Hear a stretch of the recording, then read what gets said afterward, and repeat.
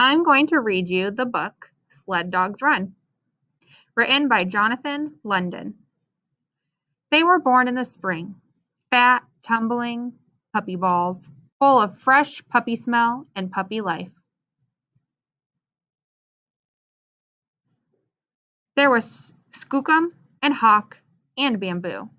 Here in Alaska, in the far north, skookum means smart. See how hawk and bamboo chase him, but can't catch him, says Papa. He will be the leader. Now, in summer, the training begins. Sled dogs run. That's what they live for, to run and pull. First, they wear a harness to get used to it. Then they pull a small log, bouncing and skidding behind them. In the fall, they pull a cart for the first time. Papa runs behind me. I call out, Skookum, Hawk, Bamboo, good dogs. For now, they run with the older dogs. I can't wait till the first snow. Now stop and think about it. Make a prediction. Why do you think she's saying she can't wait for the first snow? What do you predict is going to happen when it snows? Remember, we make predictions based on what we read in the book, but also experiences that we've had in life. In the winter, the snow comes, white on white, as soft as owl's feathers. I lay down in the softness and make a snow angel, but my dogs are eager to run. Eager, the highlighted word right here, means they're excited. They can't wait to run. And by February, they are ready to pull as a team, with me and my musher. My first solo run. Mama heats up a sloppy stew. The dogs must eat fast before it freezes. Mama gives me a hug. You will love the quiet, she says, and the oneness with nature. You will love the speed, Papa says, and the sense of freedom. I wonder what's going to happen. I wonder if she's going to take the dogs on a race, since it looked like on the other pages they were practicing pulling sleds. When I come with the harness, the dogs go crazy. They run in circles, howling and crying and yipping with joy. Hitched to the gang line, they are raring to go. Mama says, be back by dark. In the north, in the winter, dark comes early. Papa says, trust the dogs. They will know the way. I pull the snow hook and shout, hike! The sled feels like it's leaving the ground. Whoosh! We're off.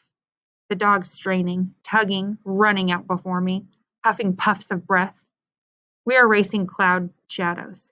We are racing an owl, a snowy owl. We are racing the wind. We spook a snowshoe hare and fly after it. The sled whips. The runners shh. The collars and snaps jingle. Hare disappears into the white. And here's a hare. A hare is a rabbit. But if you didn't know what a snowshoe hare was, you could look at the picture and see that the dogs are chasing a rabbit or a hare. The dogs smell moose and go after it. Moose stops and turns around. Fire in her eyes. With one kick, a moose can cave in a rib cage. That's what Papa says. I yell, ha! And my dogs swerve left, away from the moose. I yell, gee! And my dogs swerve right, their keen noses scenting the trail. I hear a howl. Is it the howl of wolves?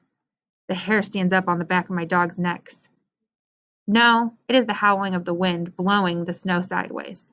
I hang on to the sled handle for dear life. The storm is a hungry wolf, eating up the light. Just as we hit a frozen lake, we are blinded. We are lost. But I remember what Papa says. Trust the dogs. They will know the way.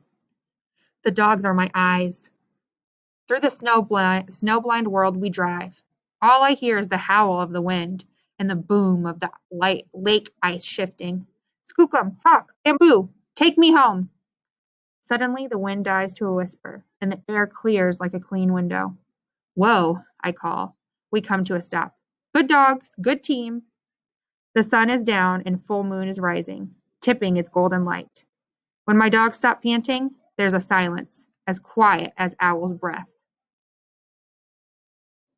Then I see beyond the long blue shadows of the spruce.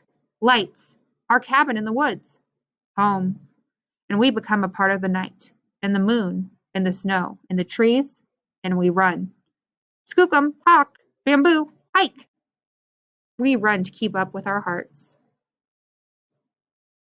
The end. So that book, we've been talking about Alaska, and this book was about a girl's first trip racing with her dogs on the sled. The book used a lot of imagery to describe things, just like we kind of talked about in poems. There were a couple different things that the way they worded it made it easy to visualize in our minds what was going on in the story. I remember on the first page, she was talking about the snow being soft as owl's feathers. And that made me really almost feel like I could feel the snow below me too. Good authors use words that help the readers visualize what they're writing about.